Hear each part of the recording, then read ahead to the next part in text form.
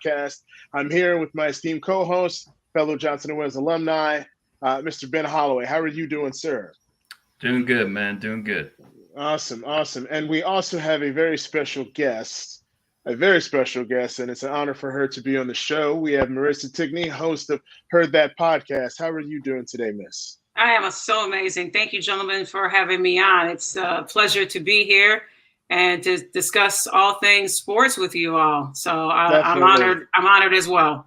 definitely. And just remind me, who is your NFL team? Who's the NFL team that you represent? My team that had the honor and privilege of eliminating the Green Bay Packers, that would be the Detroit Lions. Yeah, Okay, the okay. Lions. The Lions. Hey, listen, Dan, man, that coach has something. Round of applause Like, for Dan Campbell. yeah, Yes, Dan man. Campbell. Like, Let's go. yes. I mean, like, Something special going on in D-Town, so I'm oh excited my about God, it. I definitely man, you am. got that, and especially with that rookie receiver coming back, and once when Hmm. he's healthy, I mean, the sky's the limit. So I'm really excited. We'll definitely have to bring you back for the NFL season. Absolutely. So indeed, so tonight we're going to give a recap of the Super Bowl, a lot of QB talk, and as well as a certain Aaron Rodgers individual possibly going to the New York Jets. That would be very interesting. But so let's kind of get right to it. Marissa, so like the biggest surprise of the Super Bowl, there was definitely a lot of surprises, definitely a lot of things that stand out. But I definitely just want to toss you the ball. What were some kind of like high level, like high key, biggest surprises for you? I mean, everybody's still talking about it. Was the announcement of Rihanna's pregnancy during the halftime show? Like that was a big one that everybody was talking about. Is she? Isn't she?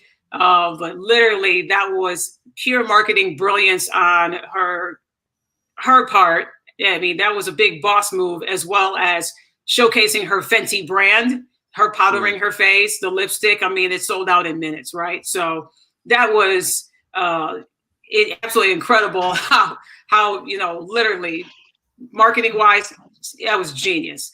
I would say the biggest surprise, it didn't actually happen in the Super Bowl, in my opinion. It happened during the week of the Super Bowl, and it was an unfortunate situation. Is Michael Irvin being pulled from Super Bowl week due to the fact that there was an allegation of some misconduct that happened mm, uh, at the hotel that he was staying at after he had a phenomenal interview with Donna Kelsey. And obviously, it was people called it the Kelsey Bowl, Travis and Jason Kelsey.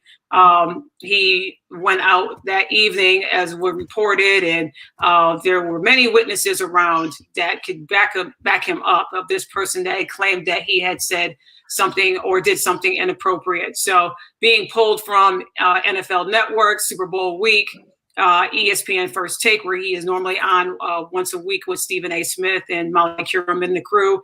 And so now he is suing for $100 million against Marriott, against this employee of wrongful doing.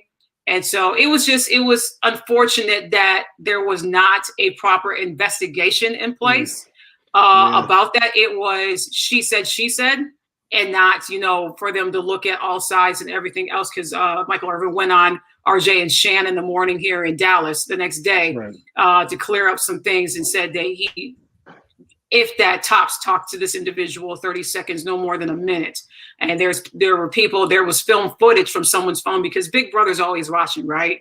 And Right. somebody's always recording something. So somebody had footage of where he exactly was at, and his brief interaction with this young lady. And it's going to be interesting to see how this all turns out. But it was just unfortunate that the big playmaker, the legend himself, couldn't participate in that, and just how everything, uh, Yeah. how it was handled, was quite Yeah. disappointing.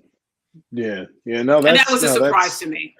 yeah, no, I didn't even realize, like, to be honest with you, and that's my own fault. I didn't really do too much reading into it. I definitely saw some highlights about it, but Hmm. definitely thanks for bringing that up to provide a little bit more like context to that. But man, I didn't really realize that. I'm gonna have to read up into that. But Hmm. definitely thanks for sharing, Ben. What were some surprises for you, sir? So, one of the biggest ones was the success of the running game. This is just statistics, not including the quarterbacks. So, the running backs for Philadelphia, 17 carries for 45 yards. Hmm. On the flip side, the running backs for Kansas City, 20 carries for 114 yards. And we know what the QBs did, but I wanted to kind of like just highlight like just pure runs, like here, I'm handing it or I'm pitching it, like how much more successful Kansas City was, despite, Philly having, the best rushing attack in football. Mm-hmm. That was a big one. And then, give credit that Chiefs offensive line, we heard all week, Eagles most sacks in the league, most sacks, 8 more sacks in their 2 playoff games, 0. Yeah. 0. And what's interesting, I think the Chiefs got credited with 2, but they were both like 1-yard runs. Like Jalen Hurts didn't want to get hit, so he ran out of bounds and lost a yard twice. So basically, there were no sacks in the entire game. Yeah, that's impressive. Facts. And it's interesting that, you mentioned, Ben, about like just how good Kansas City was from the run game perspective, right? And I did a little bit of reading about it. So like from like the X's and O's standpoint, they use like a thing called like short motion, right?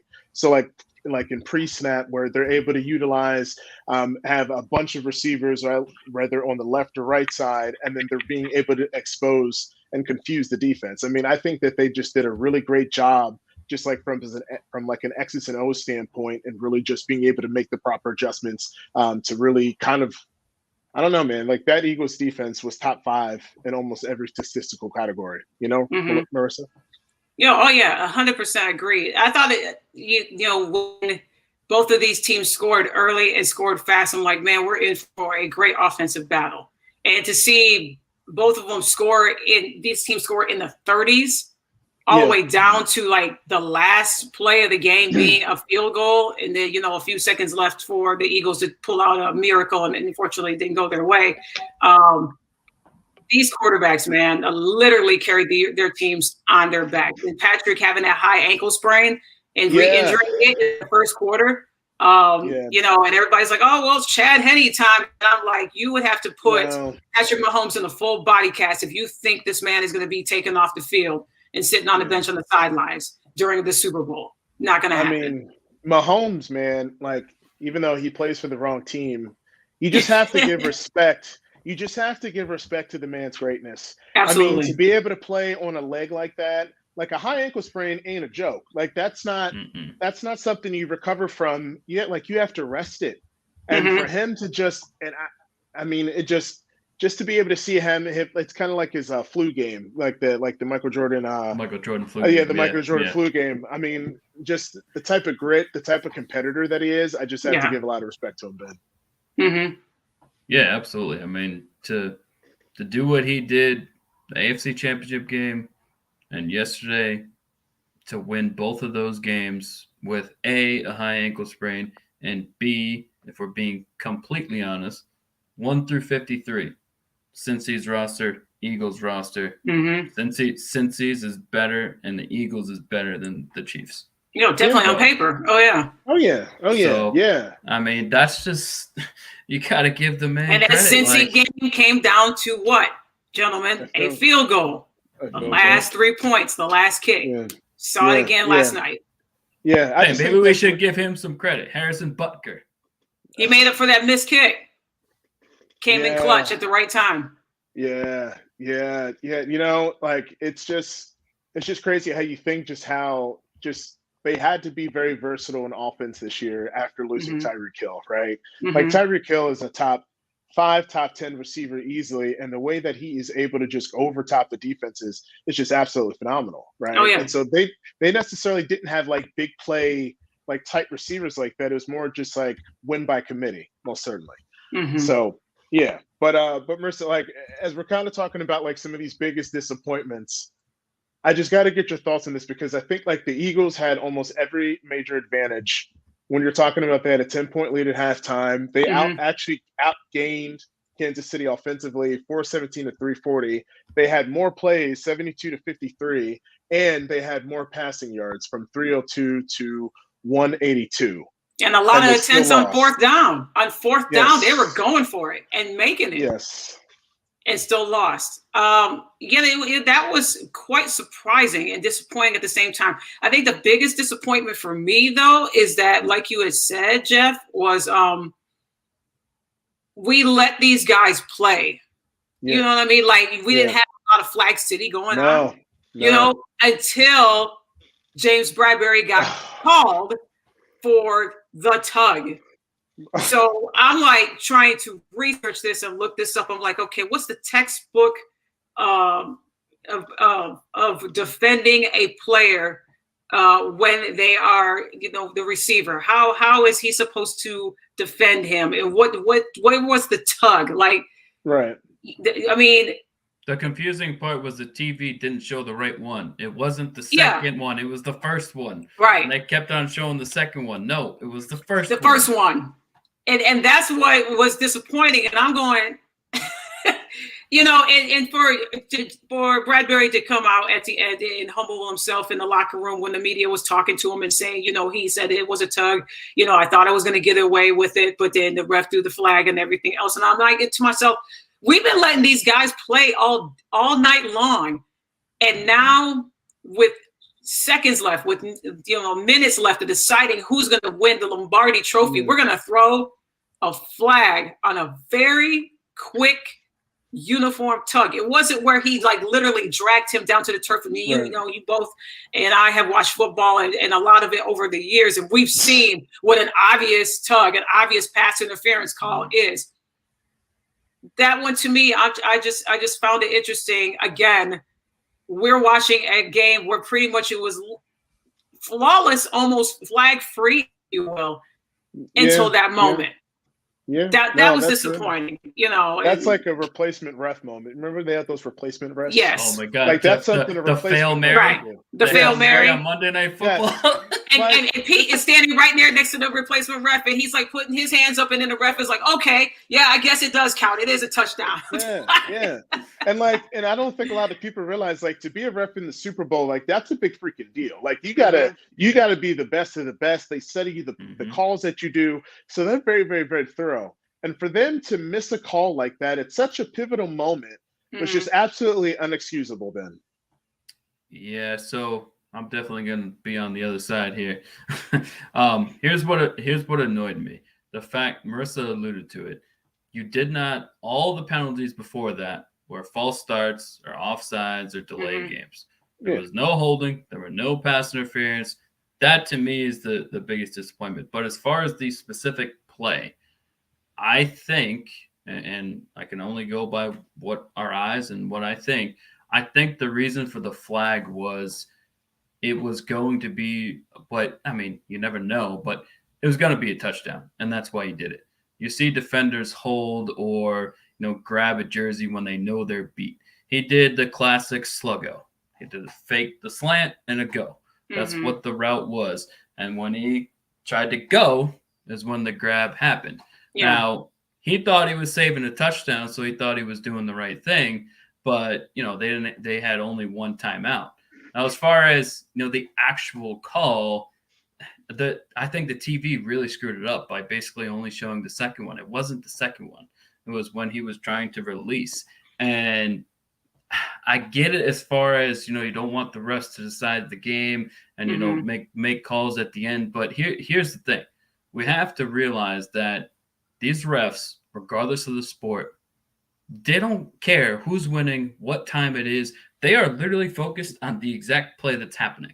Yeah. They don't know what the score is or what. I mean, they know what the score is, but they are literally focused on that one specific play. They're not thinking in the back of their heads, oh, this is a close game. This is the Super Bowl, so maybe I should throw it. No, they're not thinking like that. They throw the flag if they think it's a penalty. And yes, you hate to see such an important game in the last game come down to that, which as a fan, I mean, I'm a Cowboys fan, so but just as a fan of football, forget the Cowboys, Eagles, like you would have liked to see Jalen Hurts get the ball, to see if he could tie it up or whatever the case may be. I mean, it was not this, I'm going to tug the guy down and, it wasn't blatant. And like I said, the disappointing part for me was you didn't call any holdings or pass interference the entire game. And then at the end, you did. But as far as it being a missed call, I can't go there. And I know Bradbury might just be saying the right thing just to say the right thing. But when he was trying to go, again, the sluggo, fake the slant, and it's a go. Yeah. And part 2 of it was the go, and he tried to cut back, and that's when he grabbed.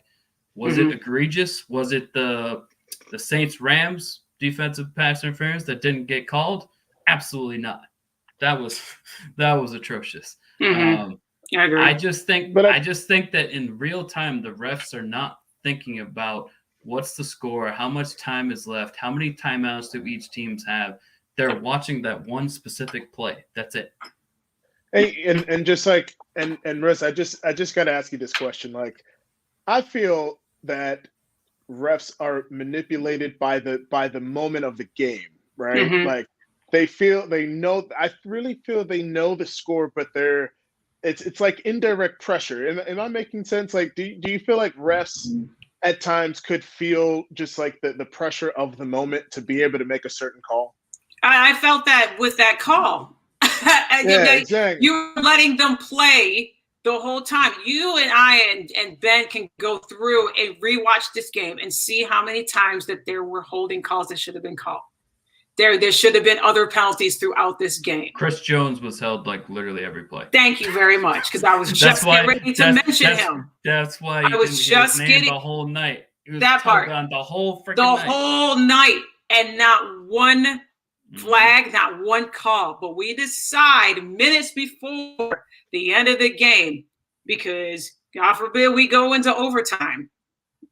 You know what I mean? Or having opportunities for both teams to go into overtime. That to me in that moment, it was like, okay, do the refs get some kind of commission if they make the call of a pass interference or what, some kind of a bonus or some sort? We throw a flag on this? I don't know if it was, and I know James Bradbury is going to look back on this and know distinctively well that just gave up the touchdown. Yes. And that's what I was going to say. I mean, but to your point, Jeff, yeah. I mean, it just happens. Like, it does. Yeah, it happens. Like, like I get what you're also saying, Ben. We're humans, like we can be trained to be the most efficient ref possible, but that's the Super Bowl, man. I mean, that is like creme de la creme of the most serious of pressures. Like there's a reason why the NFL is such a great product, because it's just the moments, and just like little mistakes can really alter the course of the game. Like that's just, it's like a freaking performance, like a Broadway show. Good Lord. Man. You gotta get it right. You have to get it right with millions of fans watching there in the stadium and around the world. And depending if your team is in it or not, you have to get it right. When you got other athletes, when you got a LeBron James and other people tweeting about that particular call and how they feel that the ref messed that up and the flags weren't being thrown, again, Chris Jones being held, like he was like one hold away from being rocked to sleep, like just literally, I mean, it was pretty much every pass attempt. So right. Like it was like he was held like up here. That's how they were sort of getting away with it. It wasn't like they were tugging the jersey; they were holding by his shoulders. That's how they were sort of getting away with it. Yeah, man. Yeah, it's just crazy. I guess you consider that a big disappointment, because I was expecting Chris Jones to be more of an X factor in that game. I mean, that man is like a one-man wrecking crew. Definitely. So, a little bit of QB talk. Absolutely. So, no doubt. So, this one is going to be a little interesting because both of them played pretty decent. Mahomes didn't necessarily have like exploding numbers. He only passed for like 182 yards. But I think statistically, Jalen Hurts outplayed Pat Mahomes, I feel. He's the first quarterback to rush for 3 touchdowns, is he not?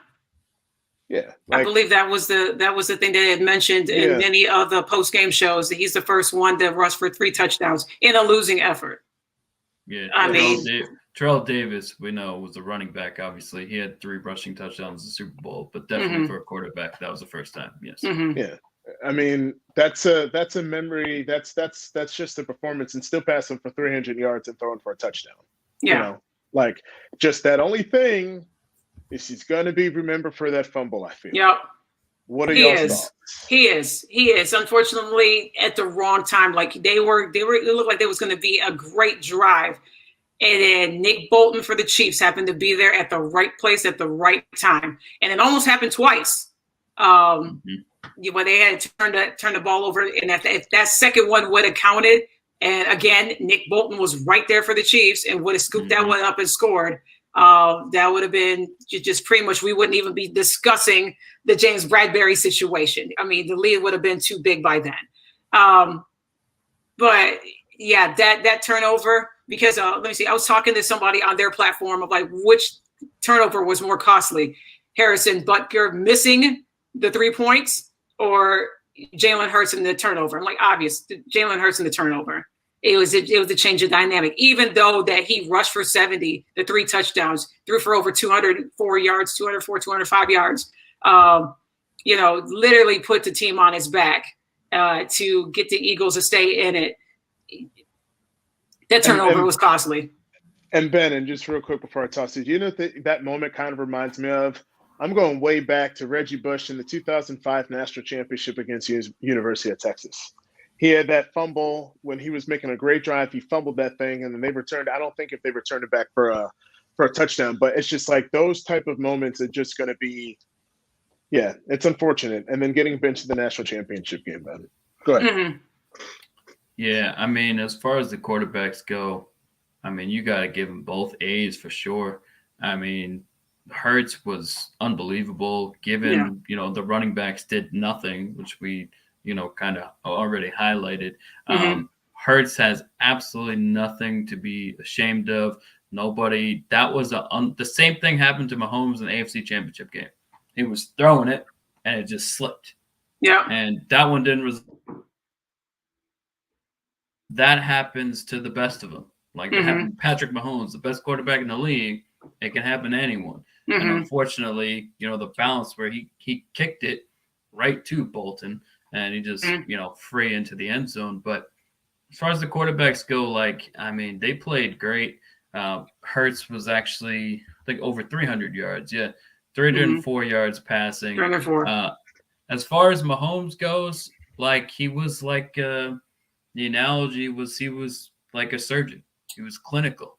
He did absolutely everything, basically precisely to a point. On a high ankle sprain. On a high ankle sprain. He literally, 21 out of 27. Yeah, it was less than 200 yards, but he just literally took what the defense gave him and he played efficiently and played great. He won the Super Bowl. He had no turnovers and he had some big rushing attempts. The 26-yarder run is the biggest run. And Mahomes could retire right now. He'd be in the Hall of Fame. That's crazy. He's 27 years old. Yeah. Look, both quarterbacks were great. Go ahead, Jim. If Terrell Davis, based on maybe 3.5 years of great football, is in the Hall of Fame, Pat Mahomes definitely should be in the Hall of Fame. If he walked away today, yeah, I agree. Two-time Super Bowl MVP, 2-time regular season MVP, had the single season passing record. All 5 seasons that he started, they have won more than 10 games, 12 games plus. Exactly. Who does that? And he's only 27. Yep. Yeah. And he's won the rings, and he was the best player on the championship team. I think being the best player on the championship team, I just think speaks volumes. And yeah. I want to give credit, though, a dark horse there on the team was Isaiah Pacheco. Yes. Thank you for mentioning I think that he needs to be talked about and respected a lot. And his running capabilities, I don't think a lot of experts give him credit. He is a workhorse. And he went, I think it was around the third quarter where he took a horrible hit and was down for a moment. And then the next play of the game was just right back up there and just picked up right where he left off with the speed and the talent. Back up. Yep. Yeah. He needs his flowers as far as what he did that night for the Chiefs. For when it was that ball that was handed off to him, that speed, something else at the right time. And when did he get drafted? He got drafted late. He got drafted seventh round. That's one of your 7th round gems right there. Just like Brock Purdy when he when he Brock Purdy. All of us, can we sit here and just honestly think that Mr. Irrelevant, as they call the last pick of the draft, was going to win you 7 straight games, and you the third stringer, your quarterback starter goes out, the backup goes out, you're in. Everybody, the 49 fan base thinking their season is over, and he pumps out 7 straight wins for you and takes you to the postseason. Yeah. I mean, I wouldn't have thought that. Why, yeah, no doubt. And that's why it's hard to believe these experts, Ben, because it's just, you think of, there were people trying to say Blaine Gabbert was the better pro prospect over Cam Newton. And I thought that was one of the most craziest, most absurd things that I've ever heard in my life. And I don't believe experts, ever since they really were that strong and confident about Blaine Gabbert over Cam Newton after he had like arguably the most dominating season all of college football, Ben. Yeah. And just to go back to Mahomes real quick, definitely wasn't a lot of yards, but in the second half, 13 out of 14, rarely actually, surprisingly, 13 out of 14 for 93 yards, which, is very little, but almost 100% completion in the second half of the Super Bowl against the Eagles defense, which is top 3 in multiple categories. Like, he literally took what the defense gave him. He didn't go through the deep shots. He didn't throw into double coverage. He just hit who was open. When his players were open, Sky Moore, yes, had another person on offense that was open when they were open and right there at the 10 to 15 yard line, and just literally walked right in for the 6. Just brilliant playing on the offense. And this kind of leads us into our next topic as far as like, who do we think is going to return back to the Super Bowl? And I just think for me it's Kansas City. I mean, just how balanced this team had to be in order for them to be successful offensively, and to start 3 rookie cornerbacks who are only going to get better with more experience. Agreed. All these receivers now, the Sky Moores and the Kadarius Toney, they're going to find a way to get Kadarius Toney more involved in that offense. That return by Kadarius Toney. Yes. Yep. Like the special, I was surprised how literally no one of the Eagles whatsoever. I don't know. To me, like looking back on it, it looked like that they were not even making an effort to go and try to tackle him until he already got down to the 10-yard line, 10-yard line. Well, it's one of those, he crossed the field, and on the other side of the field, there were no Eagles. Right. And it looked like a couple of times he was going to step out of bounds, and all that balance that he had, it just kept running right down the sideline. Longest punt return in the Super Bowl history, too. Yeah. Yeah. I mean, like, they find a way, like, Marissa, they find a way to get Kadarius Toney more involved in that offense with all those other guys they have. I mean, I don't think my Broncos are going to be beating Kansas City anytime soon. I think we're going to be, by the end of next year, we're talking 17 times in a row that we've lost to Kansas City. But it's all good. It's all good. You know what? Here's the thing. A couple of things I want to point out as far as this game is concerned. And one thing for sure, Andy Reid's not going anywhere. So media folks, please stop trying to run him off to the sunset. He's 64 years old. He's brilliant at what he does. He'll know when his time is ready, when he wants to retire. Definitely, he'll be in the Hall of Fame as a coach. To go against his former team that he coached for many years and then has been with the Chiefs since 2010. Let the man coach, let him run his, continue to run a race and stop trying to put him in retirement. That's the thing that kept bothering me He ain't going anywhere. He's not going anywhere. Look at his quarterback.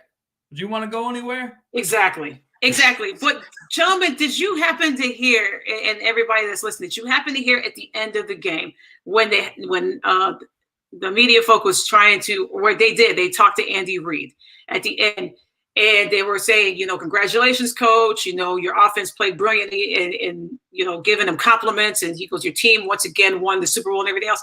Did you notice every single time when he was talking about the offense, he kept mentioning a coach's name by their name, and that was Eric Bieniemy.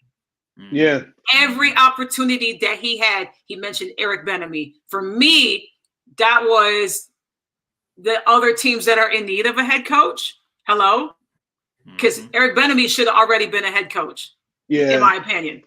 And he was mentioning him by name. I didn't hear any other coach's name by name, and if so, I missed it. But for sure, he made sure in any platform that he was at, with the NFL Network team, with the ESPN team, with the NFL on Fox team, anybody that was talking to Coach Reed, he made sure he was giving credit specifically to Eric Bieniemy. I mean, yeah. I mean, the man is just too talented to not have a job by now. Yeah, I mean, you summed it up, Marissa. I mean, there's really nothing else to really say on that. I don't know. I don't really have anything else, so I'm just going to be talking out of my tuchus at this point. No, I mean that's it's just interesting again that his name over and over the past 2 or 3 seasons. And y'all can correct me, if I'm off. That his name has been thrown around to like Carolina Panthers, to the Indianapolis Colts, to the Denver Broncos, and he wasn't chosen. It's a head scratcher to me. Either he himself said, "No, I'm not a fit for your team. I'm sorry, I'm turning it down and going back to Kansas City," which I didn't hear it in the reports. I mean, if you both have heard it, correct me and let me know. Or that they found someone better to take the position, i.e., Indianapolis Colts and Jeff Saturday. I digress. I mean, but is being the offensive coordinator? But is being the offensive coordinator under Andy Reid with Pat Mahomes necessarily that bad of a gig, though? No, it's not that bad of a gig, but when the opportunity of a team that has an opportunity to have a better person leading that team, yeah, and you're telling me you had permission from the front office and the powers that be of Kansas City to speak to Eric Bieniemy, and y'all are telling me, and I will go right back to them again, that Jeff Saturday is your guy to lead the Indianapolis Colts? Oh my God. Because he has can we go and check his resume of how many times he has led any team whatsoever, any coaching experience? I'll wait. 0. Nada. As much as the 3 of us. Prior to Super Bowl October champion. Whenever he Super Bowl champion, played with the Colts, played the last few years with the Green Bay Packers. Was an analyst, a studio analyst for ESPN. That's phenomenal. Yeah, exactly. And then, so, yeah. I don't even, Ben. I'll let you go. I'll let you take the reins on that one. I am just not going to go there because crickets. Yeah, no. I would highly side with both of you. I just don't want to. I'd be happy to talk about that in another episode. I just don't want to go there now. Oh yeah, but that's. I mean, let's be honest. It's white privilege. The owner, Jim Irsay, he liked Jeff Saturday, and he said, "Oh, come coach." Like in simplistic form, that's what happened. But back to, I want to kind of circle back to as far as who's more likely. I'd have to agree. I mean, the Chiefs are just, with Andy Reid and Pat Mahomes, like they proved this year, they can make it work. Like they got Kelsey, which is good enough. They got a running game. And as far as the receivers, that's the other thing. If I was the AFC, like, you really think they're not going to like try and even get a little bit better with their wide receiver core? Mm-hmm. Like they just won a Super Bowl with Juju and Valdez-Scantling and Sky Moore. Mecole Hardman wasn't even there. Like their wide receiver group next year, I think is going to be a little bit better. It has to, because it's underwhelming. And they just won with that. Yeah. Like, yeah, the AFC has Burrow, it has Herbert, it has Josh Allen, all these young quarterbacks. All that is true. But have any of them besides Burrow made the Super Bowl? No. And you got Mahomes and you got Reed. And to your point, Jeff, they had a lot of rookies contribute. Yeah. A lot of rookies contribute. So another year seasoning for all of them. Like, they ain't going anywhere, man. And especially what they could potentially do in the draft.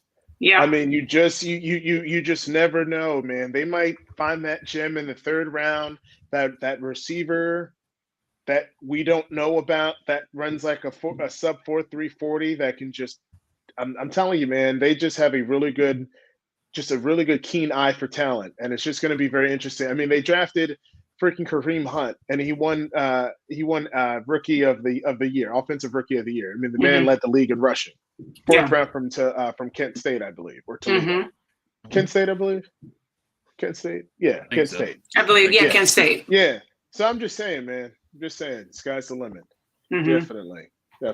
So just any kind of, Marissa, just any kind of like overall thoughts, just like about the game, like especially in the second quarter, because it just seems like, again, we talked about every major statistical category the Eagles had to their advantage, and they still lost the game. Mm-hmm.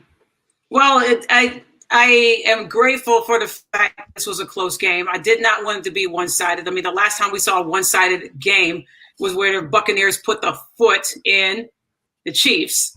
And that was, to me, wasn't a fun game to watch. I like that, literally we were held suspense all the way down to the last seconds of the game. So that was a great moment for me. Finally, we saw a Juju Smith-Schuster sighting in the second half. He finally got involved and made a couple of key plays. So that was good. What I didn't know, and preparing for the y'all show, I didn't know Melvin Gordon was on the Kansas City Chiefs. I forgot about that. I'm seeing him hoist the Lombardi up in a cigar and celebrate and everything else. I'm like, okay, I knew you were on the Denver Broncos. I knew you got cut from the Denver Broncos. I didn't know that you got picked up by the Chiefs because I thought he went to the Island of Misfit running back. So I didn't know where he ended up going. I had no idea. You hear about these running backs getting cut, and then you find out they're in the XFL or something, and the USFL. He's a Super Bowl champion. Yeah, he's a Super Bowl champion. I can't take that away from him, but I saw pictures come up and all that. So but the overall game, and we already covered it, we talked about it, was one of those ones where it was just an offensive battle. I just was surprised the amount of points that both sides of the field gave up. I was really surprised, especially the Eagles, from the phenomenal plays that we saw all season long from them. The two of the losses that they had, that's not on Hurts. There was, hit the backup that came in because Hurts was hurt, Gardner Minshew. But overall, I really enjoyed the game. I enjoyed it because it was a game. It wasn't, this one team came in and you knew they were going to dominate the others. The teams that were there were the right teams. The quarterbacks that led them, they both were not 100%. So that was a story in itself. You had all week long, the Kelceys were getting showcased, not for the, obviously because it was the first time a set of brothers, against each other in the bowl, highlighted and, shout out to their mom. But it's just like all the stories and everything that built around this entire week. Some really good feel-good stories, getting to know the players and the backstories. And I think two of the Chiefs players became parents, Mecole Hardman and Nick Arrighetti. I can't say, I'm probably saying his name wrong, but Nick Arrighetti, his wife Christina, had twin girls, and Mecole Hardman and his girlfriend had a son. So, and then Rihanna saying, hey, let me join the party. Let me join the chat. I'm pregnant too. Yeah, and you think about the Eagles, Ben, is that division and the type of competition they're going to be playing next season just because of their record and everything. They had a relatively easy schedule, right? Like we talked about that a lot. We still give credit to the Eagles, but that schedule wasn't necessarily putting a lot of fear into a lot of people. Yeah. So just wonder next season, where do they really stand? Like, they got to make a lot of decisions. I think how many free agents do they have? They have 11 players in free agency, 11, 12 players in free agency. And one of them, we don't know if he's going to return. One of them is Jason Kelce. Yes.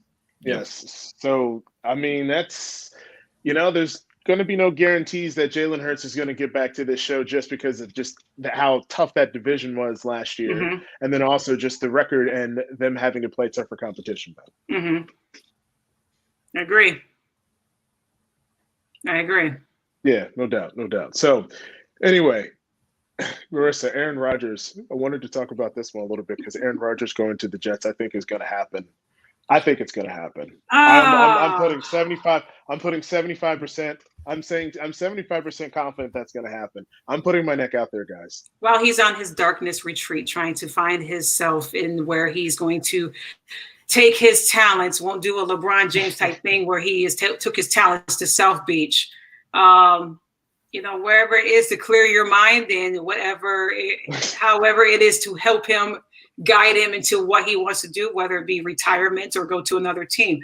I have Jets on the radar, but I'm thinking also too, probably again, kind of like want to see him in a black and silver uniform. For the Raiders, huh? The Raiders. No, we don't need that. We don't need that. We don't need that. No, Come on, guys, the Broncos fan that already has to deal with Mahomes and Herbert. Now you want to deal with Rodgers. Aaron too? Rodgers, come on. We don't by the need way- that. And by the way, he got Russell Wilson. So Yeah. So like, Why you play with my emotions? But man? Why now, we gotta do Sean, that? I mean, you got the coach is going to that basically, hopefully, will turn the team around. You got Sean Payton out of the, the analyst, the studio, and being an analyst, which was cute. It was nice, but you knew it wasn't going to last. He belongs to coaching a team. yeah. This is the right fit for Denver. Like Elway had it throwing the book at him and throwing the bag at him and just be like, here you go. Like, turn this team around, please. And I believe he will. I don't know. Denver's going to look good. They just need a lot of changes. A lot of changes need to happen. A lot of changes need to happen. Let's hope. Mhm. So, Ben? Yeah, Rodgers, it's to the Jets is definitely possible. Here's where I'm at with Rodgers. That game we just watched yesterday, he'd been there one time. And how many years did he have the best wide receiver in the league, Devontae Adams? And how many times he played in the NFC Championship game? How many times has he won the NFC Championship game? Hello? And now you're telling me he's going to go to the Jets, which the Jets have a great defense, but Josh Allen's still in that division. Mhm. Okay, they're not going anywhere. And sure, Brees Hall played great, and he is very young, so he will probably recover from his torn ACL well and quickly, but that's no sure thing. And you got Garrett Wilson. Okay, he's really good. AFC Rookie of the Year, on Offensive Rookie of the Year. But we talked about it so many episodes. The AFC has Burrow, it has Allen, it has Mahomes. I've reached a point with Aaron Rodgers, as great as he is physically, which his arm talent, we know, it's him and Mahomes as far as actual arm talent, best arm talent probably in history. Mhm. But to me at this point, it's like he ain't going to the Super Bowl. He would have already been there. It's just I'm a little bit Aaron Rodgers fatigued, and it's like it just feels like the end of Brett Favre's career, where it's like, I don't know, I'm gonna play. I don't know, I'm gonna retire. I'm gonna play, and it's like they just want to be talked about every single day. Mhm. But he It's wants like to it's play. like it's like the high school girl, like high school drama. That's what it Yeah. is. That's what it's become. Mhm. No doubt. He wants to play. Mercy, he wants to play. I just think we all probably agree. He just likes to be the center of attention. He's a Absolutely. diva. He's a diva. Mhm. He's like like you said, the high school dance. He's like the girl that is way out of your league that, she goes and she'll flirt with you and she'll dangle all her good looks and all of that and her sweet perfume. And she'll make sure that the scent lingers, but there's no way you're going to be able to, ask her out because she wants to go and hang out with the captain of the football team. You're not at her status. You won't be at her level. They need to move on from. Marissa, it's like she gives you one dance, but she only danced with you for a minute out of the 4 That's minutes. it. And That's it. She gone. That's it. And then she gone, and then her homegirls drag her away, and they're doing a TikTok video and become relevant. I mean, it's they need to move on from him. He needs to move on from Green Bay. He needs to decide where he's going to go. Let the Jordan Love era begin. Do a whole entire Green Bay. Redo a Green Bay Packer cheesehead makeover with that team. They need to move on from him. Yeah. Jets, yeah. I don't know, but I think for some reason I just think Vegas is going to end up calling or talking to him a lot. I just Yeah. want to sorry, Jeff. I just want to add one more thing to the possible Jets possibility. Aaron Rodgers ain't ready for that New York media. He's just not. He likes to have control. and likes to be the puppet master and the head of the symphony or whatever. He ain't ready for that media. Like, He'll get I'm that telling control you, in Vegas. I just don't see him going to New York, him being able. I'm not saying it's impossible for him to handle all the pressure and media and all of this and that, but I don't think he knows what it's like to be a quarterback in New York. I don't know if he wants that. Especially later on in his years, because won't he be 38 when the season starts? No, I think he's pushing 38, 40. I think he's like 38. He's 38. He's 38. I mean, he's aging horribly. I'm sorry. He looks. I like mean, he's not like a Tom Brady that for 45 years old. That's impressive. But these quarterbacks, they're all not him. Whatever diet, whatever, he's in his, thing of, camp of darkness, whatever it is, and all that. It's not the same pathway as Tom Brady, so. I mean, hey, facts on that one. No doubt, no doubt. So, like, kind of wrapping up here, Ben, we got this MVP selection. Do we agree with the winner? I mean, I think it should be unanimous, but what you got, Ben? Yeah, I mean, Mahomes, I said it, he didn't pass for a lot of yards for the whole game. Didn't pass for a lot of yards in the second half, but basically played a perfect second half. Had the highest QBR in Super Bowl history, 96.4, 96.4 on a scale 1 to 100. I don't know exactly how QBR is measured, but we will say this. It takes into account every single play the quarterback makes. When, third downs, fourth downs, all of that. And 96.4, scale of 100, like he played especially the second half. Yeah. They scored 24 points in the second half and would have been 28 if they didn't kick the field goal at the end. He was pretty much perfect in the second half. So I absolutely think they got it right. I agree. Marissa? I think they did too. 100%. 100%. Yeah. But like I said, if they were going to, I don't know, gentlemen. Well, let me ask you this, and I want to just kind of flip it. Do you see, and correct my info if I'm wrong, the last person that was a non-quarterback to win MVP, was it Von Miller? And are we starting this in the Super Bowl? Are we starting to see this become kind of like the Heisman Trophy, where we're seeing this now become the quarterback award? Yeah. I mean, that's why Von Miller is Von Miller, man. Let me tell you, Von Miller. Yeah. And they'll get him back for the Bills. After he recovers, he'll be ready for the season. So I just, I agree that it is that the right selection was made for the MVP, but it's starting to become easily the quarterback MVP award. Not sounding salty, but I'm just like, okay. But they did get it right on this one for sure, for Mahomes. I mean, like, the quarterback position is the most complicated. Do you feel like like, out of all the positions you can play, can we easily say the quarterback position is the most the toughest position? Hardest. Yeah, hardest. Absolutely. Yeah. I mean, to be good at that, it's just, I don't know, man. That's really impressive. And I know we definitely talked about it, but I wanted to kind of just circle back before we wrap that. It wasn't only Mahomes in the second half. The adjustments that Reed and Eric Bieniemy made, and those two touchdowns where the guys were wide open. I was reading Bill Barnwell, which you have to have time to read his articles because they're very long and very detailed. But I love that type of stuff. And the reason mostly that those two plays worked is because the Chiefs had done that motion like 20 times in the regular season. Every time was a jet sweep. So the guy kept it, like Tony on the first one, kept on going. It was a handoff. Yeah. And Eagles were fully expecting that. That's how the corners yelled at the guys, hey, you get him, you get him.